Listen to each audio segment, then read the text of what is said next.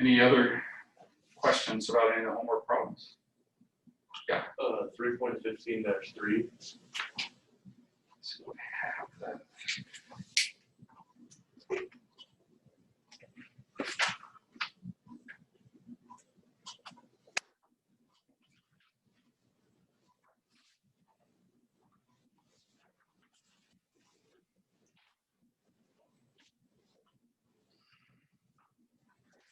Okay, a lossless coaxial cable has a characteristic impedance of 50 ohms,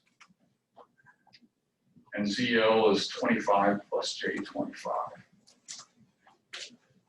So what's the voltage reflection coefficient? It's, so this is gamma. Okay, so it's the, is it the sum over the difference? It's the difference over the sum, ZL minus Z0 over ZL plus Z0. Right, so it's going to be a complex thing. Here we can take it one step further. ZL minus 50 is going to be minus 25 plus J 25. And then the sum is going to be 75 plus J 25. Did I do that right? ZL, yeah, 25 plus J 25 minus 50. And then the sum. Then here you're going to pull out your calculator. Typically, when we want to express this in magnitude and phase form, okay, instead of rectangular form, because for the power calculations, we actually need the magnitude squared. So, let's see.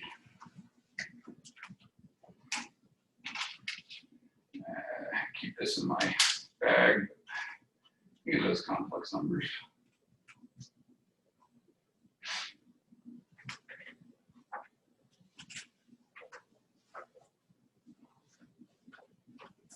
There we go. Right. Okay, it's in the right mode.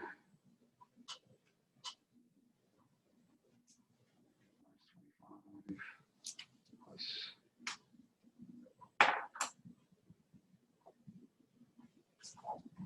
25 divided by 75.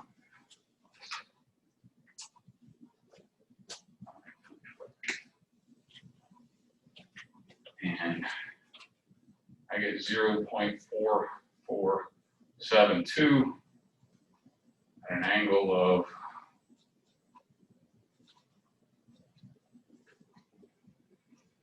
116.6 degrees. Now, that's the first part of it. Plot the input of the transmission line lengths from 0 to 0.45 lambda. That's actually a plot of this with that Z0 and that ZL for beta L going from, for L going from 0 to 0.45 lambda. Beta is 2 pi over lambda. So if L is, some given in a portion of wavelengths, beta L is just 2 pi x. And that's what it's given here. L is, so you'd plot it for x going from 0 to 0.45. And then so they asked you to plot that. Please plot in a single curve and the complex plane. So what you would have to do this, because this is a complex number, kind of what you would do in MATLAB is, BL is 0 to 0.01 in steps of 0.45 times 2 times pi would give us a vector of BL values. And then we could calculate Zn using this expression. You'll have to use the dot slash for the division part because we're trying to do this all as one vector. But ZL plus J Z0 times tangent of BL dot slash. The reason it's a dot slash is because now BL is a vector, so this would be a vector. We had a constant stays a vector. And we want to do element by element division of two vectors. Without the dot, it actually does a matrix inverse thing. In this case, I think it would even give you an error. Z0 plus J times ZL times tangent of BL, I called it, is the variable.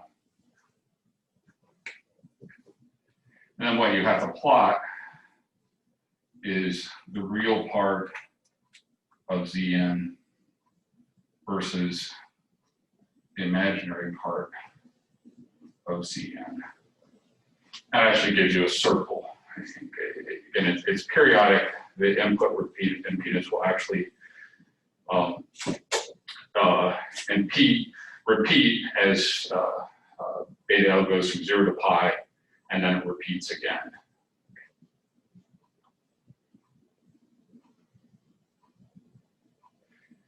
And then C for what lengths is, so actually I think I've got that. Take a look at that. One.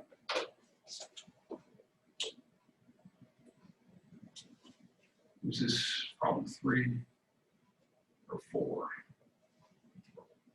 4, I guess.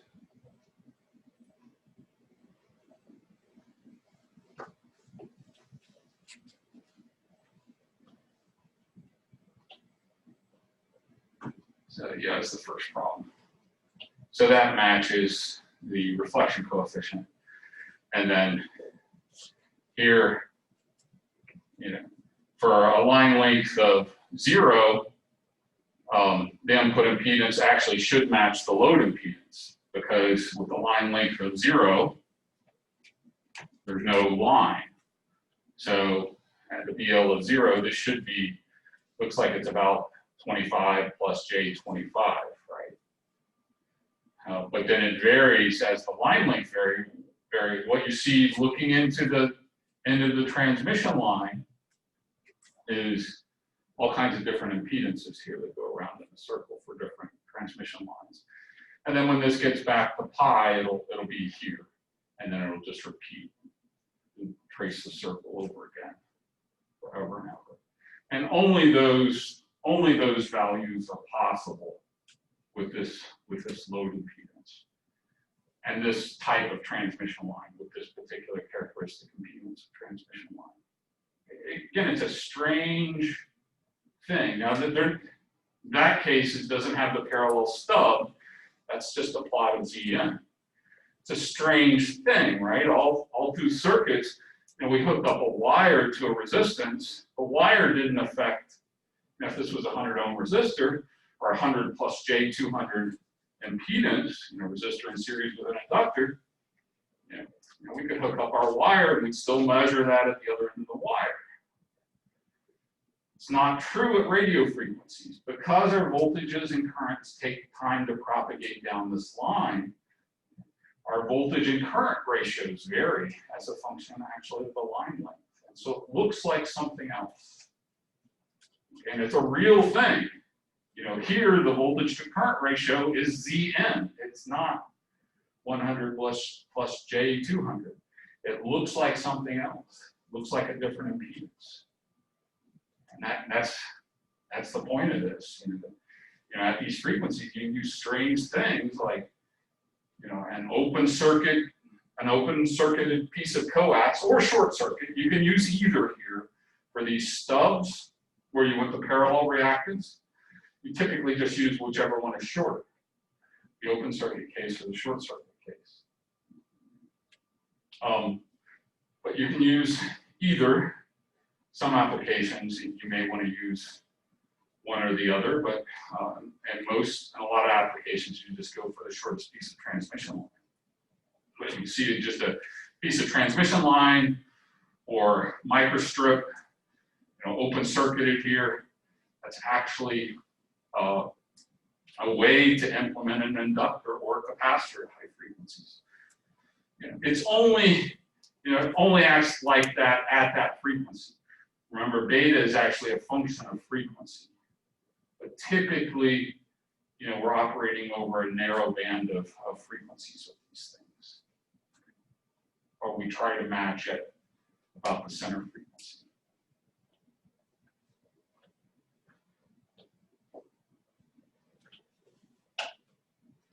Again, the last ones here that we covered, and you have to use computer techniques to solve these or to do these plots. Won't ask you to do that on the exam. But any other homework questions? 317-3.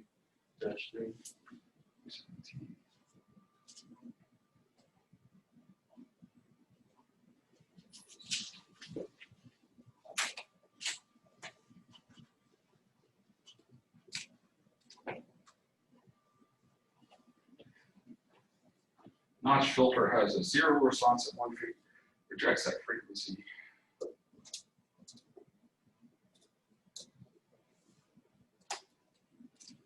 So it's kind of a similar problem. Let's see.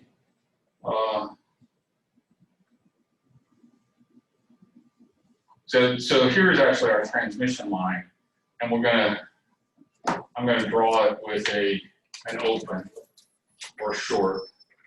But essentially what we want to do is make, I'll call this ZS, the impedance looking into the stub.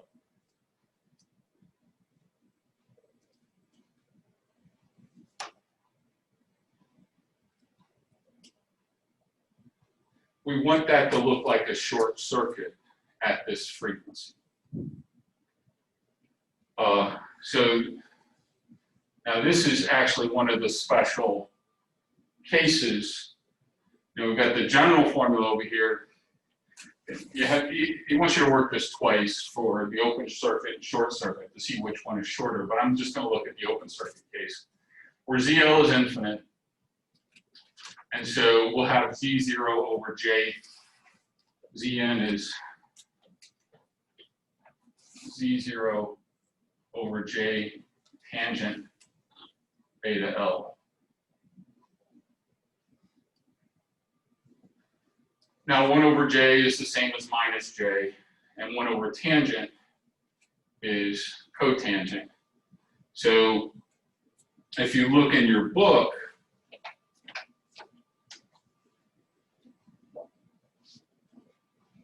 so he's got these sections on the special cases of the input impedance.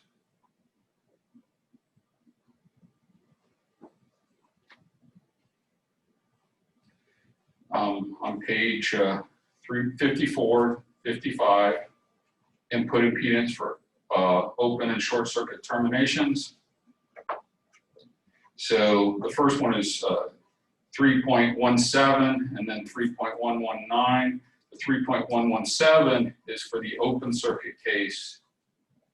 And for the short circuit case, what did I do wrong? I look like I've got the short circuit case, so what he labels the short circuit case.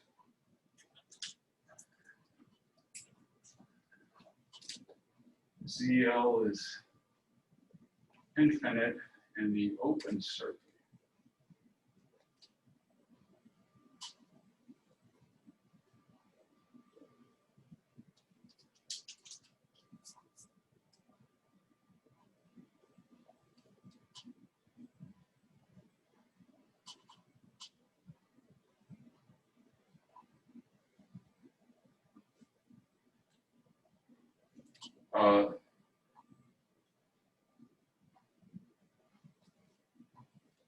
Now, he starts out there right above 3.112 and says for short circuit, and then gets 3.117, which is correct for short circuit, matches figure A, where you've got an input impedance of 0 at a line length of 0.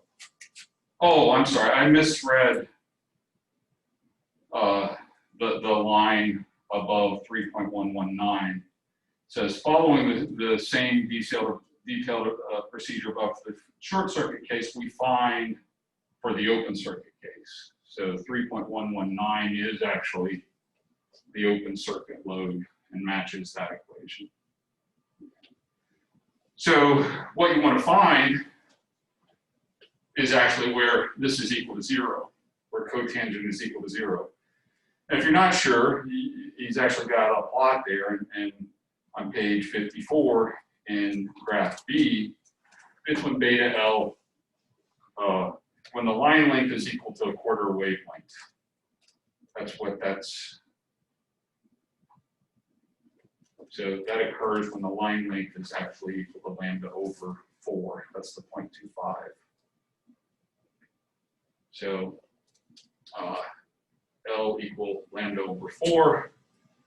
Beta is 2 pi over lambda. So beta L would be what? Pi over 2. And that's where cosine is 0 and cotangent would be 0. So beta L is equal to pi over 2, and then solve for L, you're going to get lambda over 4. Would be the. And again, because this is a function of frequency through beta, this really only acts like a short circuit. The stub only acts like a short circuit at that frequency. At other circuits, it's going to have a higher impedance. And so it essentially is going to zero out that particular frequency and pass through others. It's going to act like what he calls a band stop filter there.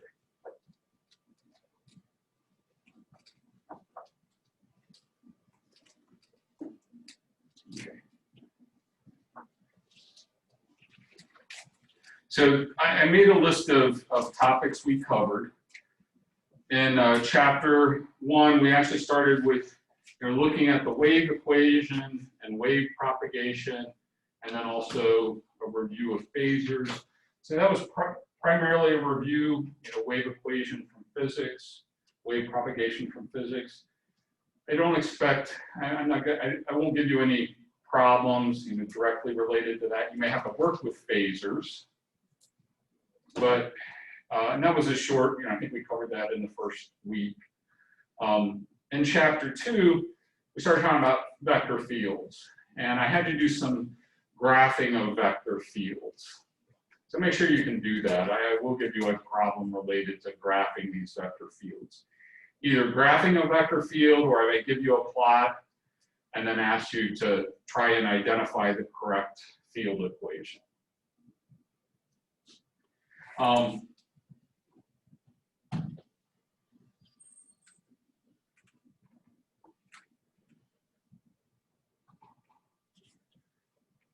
So this was chapter 2, graph fields. And then we looked at the electric field intensity.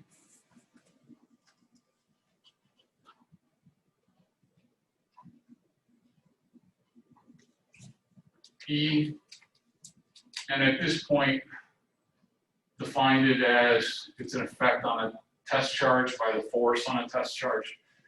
Again, this is what we'll be returning to in the next chapter, but this was kind of an introduction to these concepts, the electric field. And then we looked at permittivity, epsilon, which we have seen, and then the electric flux density.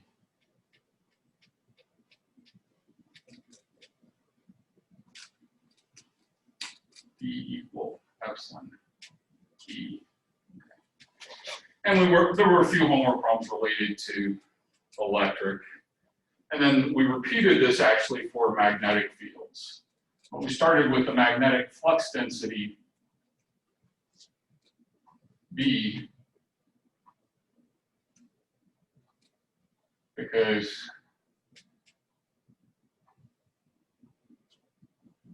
and talked about, this is a force on a charge moving through a magnetic field, and that we get maximum force when the charge is actually moving, so that its velocity is perpendicular to the field. If it's moving in the same direction as the field is pointing, or directly against the field, there's no force on the charge. Okay, that's a property of the cross product. So we worked a few homework problems were related to these. Permeability, U, and then the magnetic field intensity, H.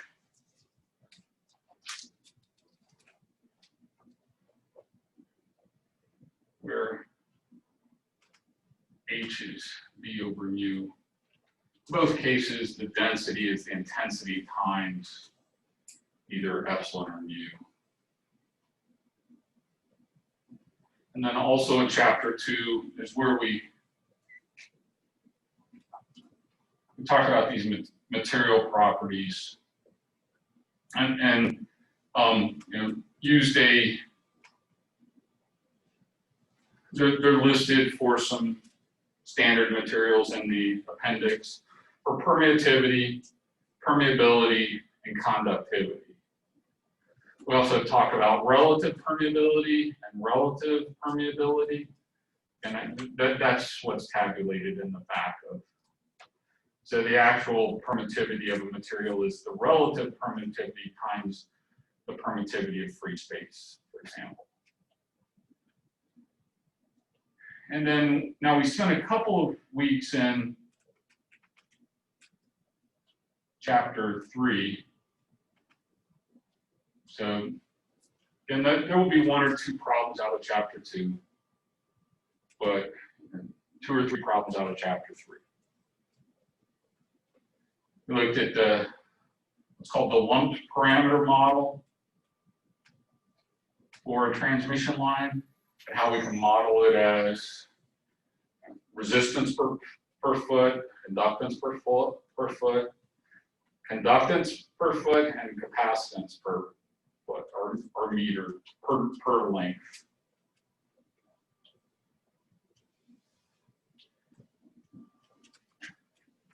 And then that model led to the telegrapher's equations, which brought us back actually to a wave equation for the voltage and current in the transmission line. And that's what we've been working with.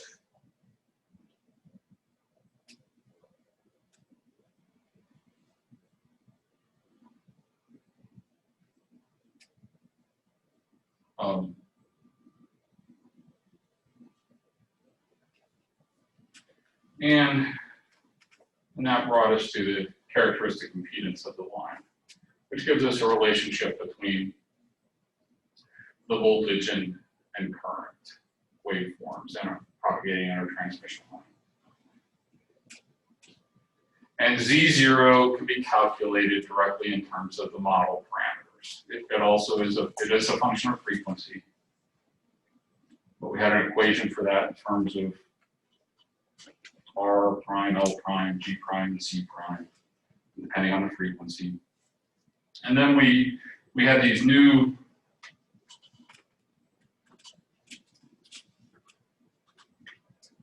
propagation constant gamma, again, which does depend on the model parameters. Gamma is equal to alpha plus J beta.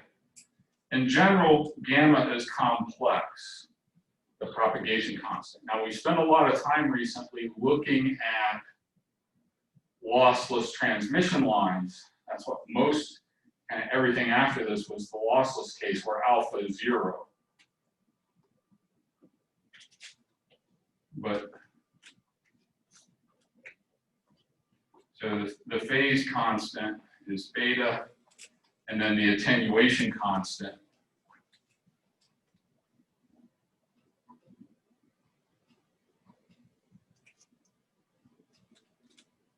is alpha. And then we also had the phase velocity.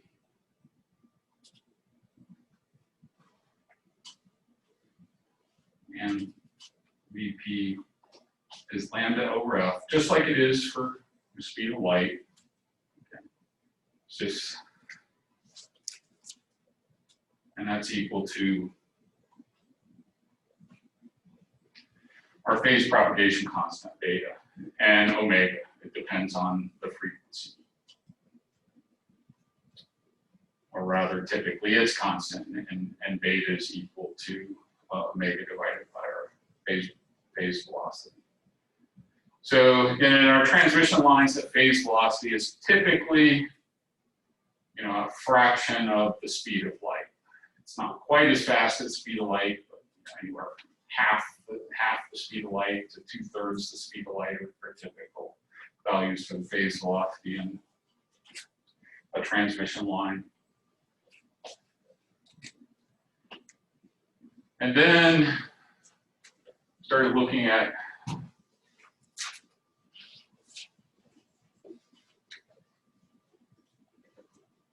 lossless transmission lines.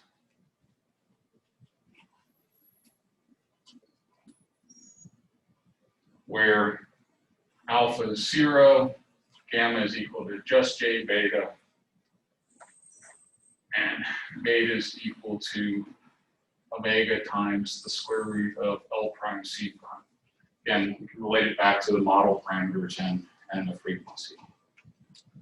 So at this point, we started working almost exclusively with beta. A little later in the semester, we'll come back to the more general case where we're dealing with lossy lines. We also had then, for this case, the phase velocity reduced to 1 over square root of L prime C prime, and the characteristic impedance is L prime over C prime.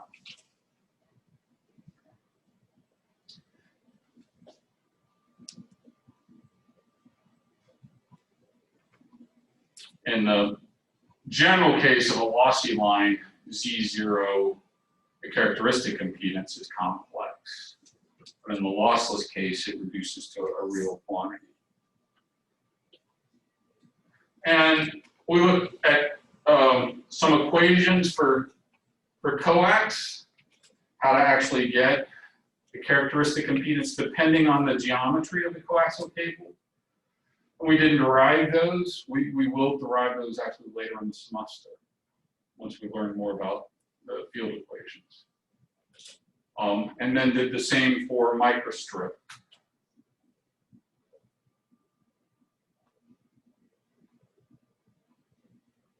Z0 beta. And the microstrip equations were pretty long and nasty, especially the one for Z0.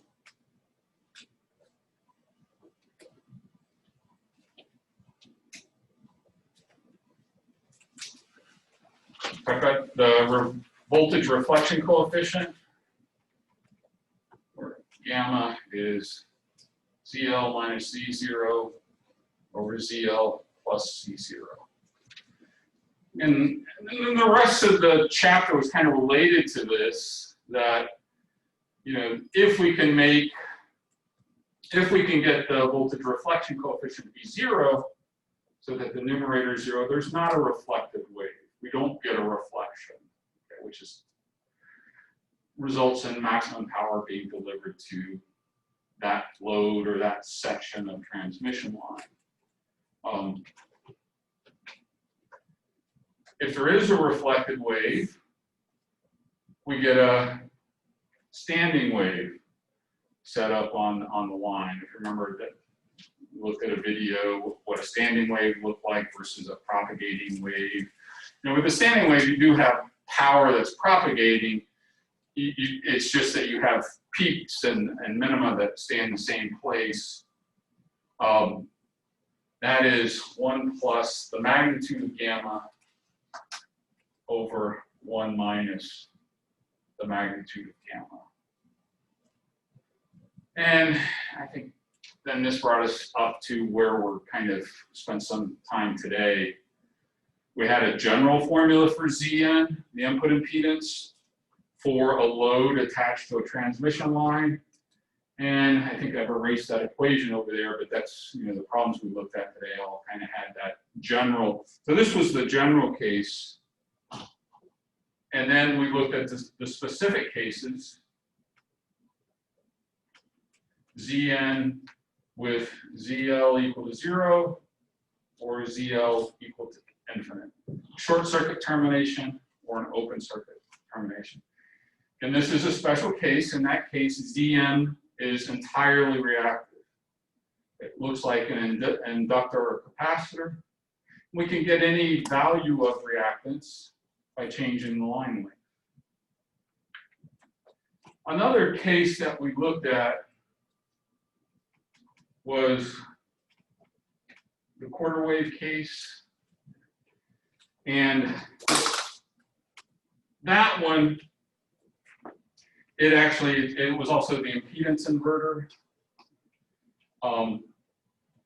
In this case, the formula reduces to Z0 squared over the load impedance. So it's an impedance inverter would be another name for it. What we used this for was also impedance matching. But here, you know, if ZL was real and we wanted a real Zn, we could find a Z0, we could find a characteristic impedance for our quarter wavelength line. Now, you can't typically change the characteristic impedance of coax, but you can for microstrip. And so we looked at that as, you know, kind of another specific case. And this approach for impedance matching isn't as general as the parallel stubs that we've looked at more recently.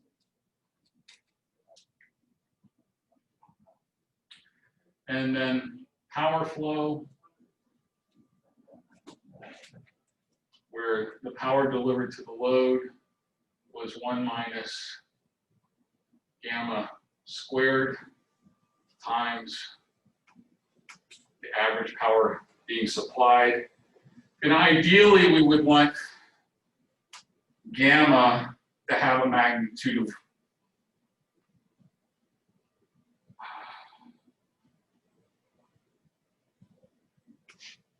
do I have that written down right? Looks odd to me. No, that's right. Ideally, we want gamma to be 0. That would be the match case. And all of the incident power then being delivered to the load.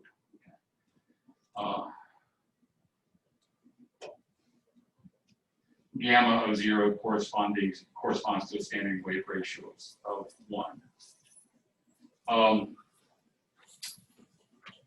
And I think that we looked at the single reactance match case, but not really. The single reactance match was, you know, said, based on the line length here in this problem, I can get a desired input resistance, and I want to eliminate the reactive component. Well, I could do that just by hooking up, you know, and then an inductor or capacitor in parallel with this. It would be one way to do that. But a better approach is actually just use an open piece of transmission line. It's called a transmission line stub. So we really only looked at this to look at transmission line stubs and then the impedance matching problem.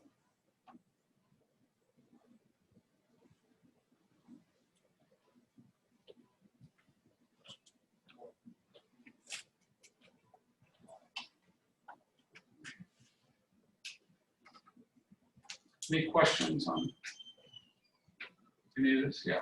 Are there going to be multiple choice?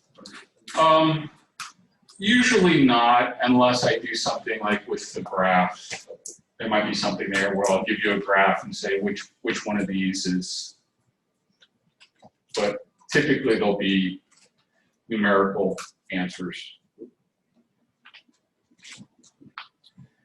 And I mentioned at the beginning, it is open text, but not notes. And then I'll try to include a formula sheet on the exam, so you won't even have to use the textbook. But you'll have the textbook if you want.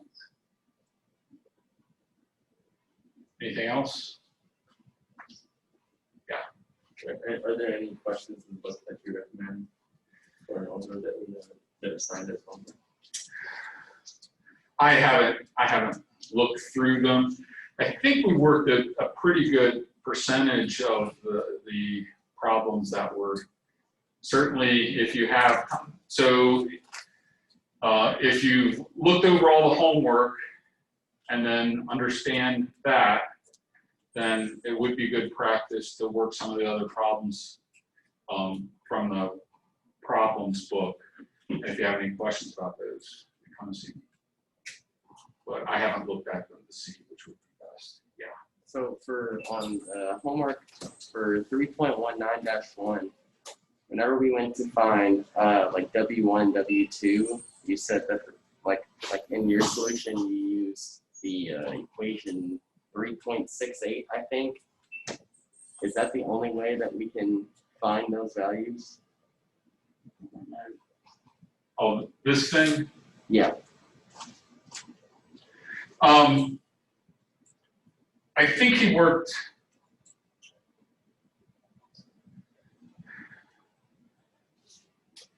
I think he had an example where he said, oh, I'm just going to assume that it scales. It doesn't scale linearly. So his example, if you actually calculate the impedances for those widths, they're way off. Mm-hmm. So you could make that assumption. I think that's what he does. Yeah, because like in the book it said like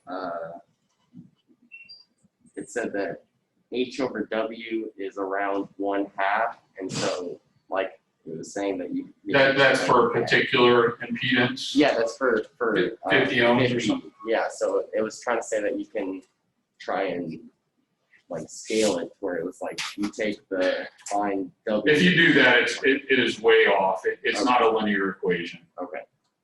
But yeah, I think he makes that assumption. But, okay. Yeah.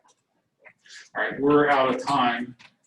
So I'm pretty busy today, but free most of the day tomorrow. I've got questions.